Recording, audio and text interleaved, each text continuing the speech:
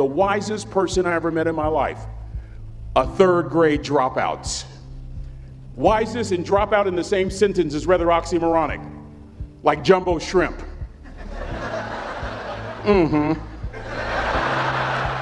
Like fun run, ain't nothing fun about it. Like Microsoft Works, y'all don't hear me. I used to say like country music, but I've lived in Texas so long, I love country music now. I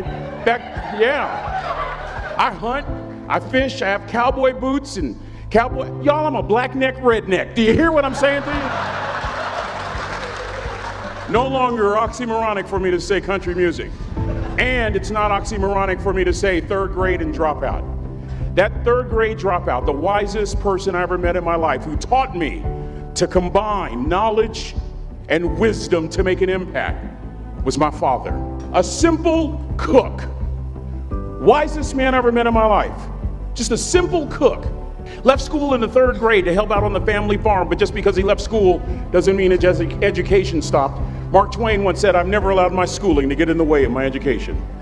My father taught himself how to read, taught himself how to write, decided in the midst of Jim Crowism, as America was breathing the last gasp of the Civil War, my father decided he was going to stand and be a man. Not a black man, not a brown man, not a white man, but a man. He literally challenged himself to be the best that he could all the days of his life. I have 4 degrees. My brother is a judge. We're not the smartest ones in our family. It's a third grade dropout daddy. A third grade dropout daddy who was quoting Michelangelo, saying to us, "Boys, I won't have a problem if you aim high and miss, but I'm gonna have a real issue if you aim low and hit."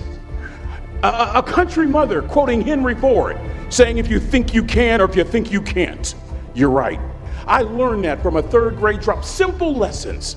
Lessons like these. Son, you'd rather be an hour early than a minute late. We never knew what time it was at my house because the clocks were always ahead. My mother said for nearly 30 years, my father left the house at 3:45 in the morning.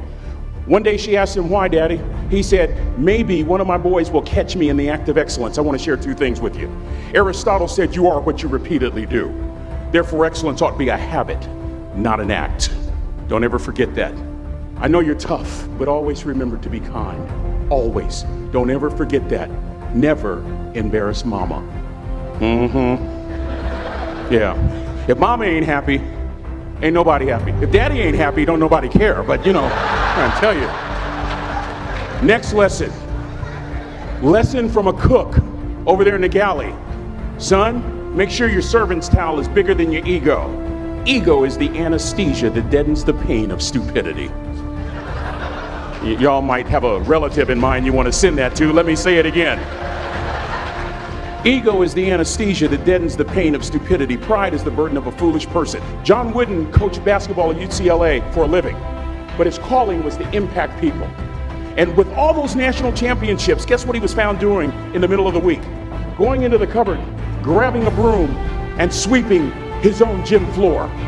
You want to make an impact? Find your broom. Every day of your life, you find your broom. You grow your influence that way. That way you're attracting people so that you can impact them. Final lesson. Son, if you're going to do a job, do it right. I've always been told how average I can be. Always been criticized about being average. But I want to tell you something. I stand here before you, before all of these people, not listening to those words, but telling myself every single day to shoot for the stars, to be the best that I can be. Good enough isn't good enough if it can be better, and better isn't good enough if it can be best. Let me close with a very personal story that I think will bring all this into focus. Wisdom will come to you in the unlikeliest of sources, a lot of times through failure. When you hit rock bottom, remember this. While you're struggling, rock bottom can also be a great foundation on which to build and on which to grow. I'm not worried that you'll be successful. I'm worried that you won't fail from time to time. Person that gets up off the canvas and keeps growing, that's the person that will continue to grow their influence. Back in the 70s, to help me make this point, let me introduce you to someone. I met the finest woman I'd ever met in my life. Back in my day, we'd have called her a brick house. This woman was the finest woman I'd ever seen in my life. There's just one little problem. Back then, ladies didn't like big old linemen. The blind side hadn't come out yet. They like quarterbacks and running backs. We're at this dance, and I find out her name is Trina Williams from Lompoc, California. And we're all dancing, and we're just excited. And I decide in the middle of dancing with her that I would ask her for her phone number. Trina was the first one. Trina was the only woman in college who gave me her real telephone number.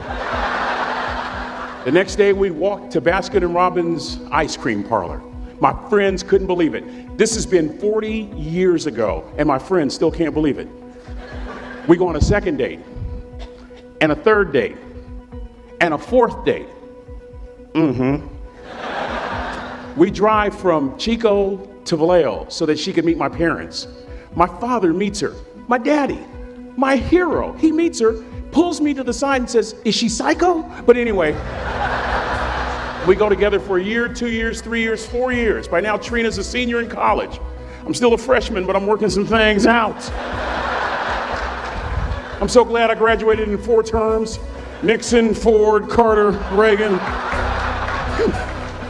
So now it's time to propose. So I talk to her girlfriends, and it's California, it's in the 70s, so it has to be outside. Have to have a candle, and you have to have, some chocolate. And listen, I'm from the hood. I had a bottle of Boone's Farm wine. That's what I had. She said yes.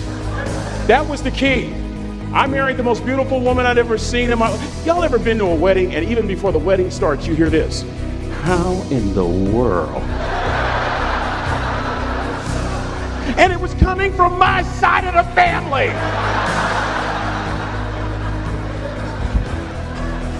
We get married, we have a few children, our lives are great. One day, Trina finds a lump in her left breast. Breast cancer. 6 years after that diagnosis, me and my 2 little boys walked up to Mommy's casket. And for 2 years, my heart didn't beat.